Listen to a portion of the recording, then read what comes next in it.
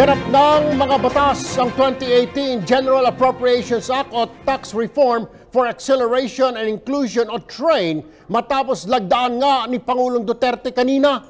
Ayon pa sa Pangulo, nakalaan para sa pangangailangan ng mga Pilipino ang pambansang budget sa susunod na taon. Itinuturing naman niyang maagang pamasko ang tax reform program dahil milyon-milyong Pinoy ang makikinabang dito. May report si Rocky Ignacio. Nilagdaan na ni Pangulong Rodrigo Duterte ang 2018 General Appropriations Act at ang Tax Reform for Acceleration and Inclusion o TRAIN. Kasama ang mga miyembro ng dalawang kapulungan ng Kongreso, isinagawa ang ceremonial signing sa Malacanang na may 3.67 trillion pesos national budget. Itinuring ito ng Pangulo na maturity budget dahil nakatuon ito sa tunay na pangangailangan ng mga Pilipino. Two laws that I signed today are the fulfillment of my campaign promise to institute genuine fiscal reform that will be felt by every Filipino.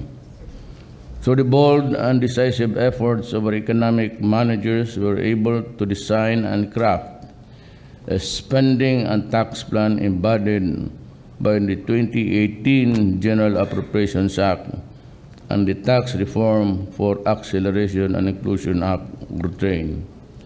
The implementation of these laws will serve as our national initial step towards cutting the poverty rate at 14% and making the Philippines an upper middle class by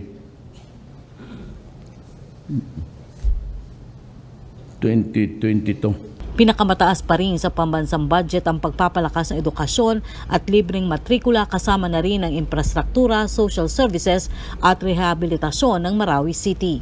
The 2018 GAA, which is 12% higher than last year's budget, will primarily support infrastructure development and free education at state universities and colleges, universal health care, free irrigation, and the maintenance of peace and order across the country.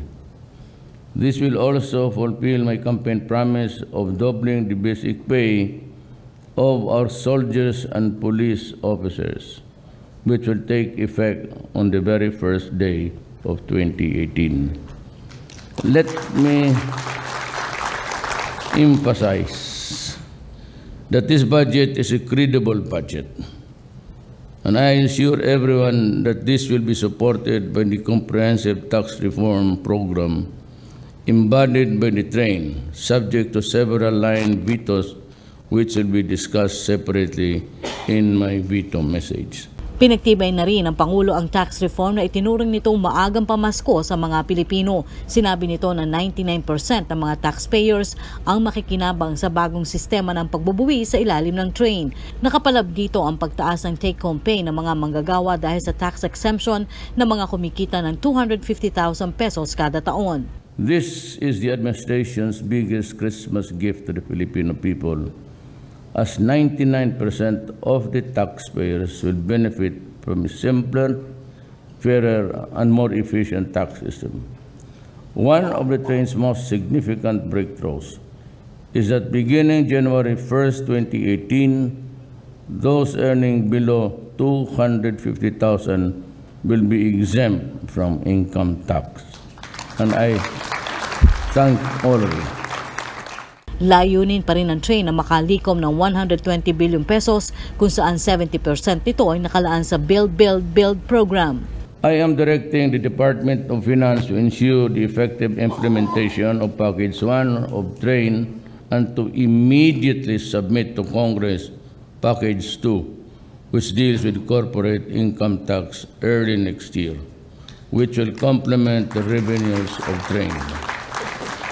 The passage of 2018 GAA and TRAIN is not just a victory for the legislative and executive branches of government. It is a victory for our people. Samantala may inilatag rin tulong ang pamahalaan katulad ng cash transfer kung saan tatanggap ang may 10 milyong households ng 200 pesos kada buwan sa taong 2018 at 300 piso sa taong 2019 at 2020. Rocky Ignacio para sa Bayan.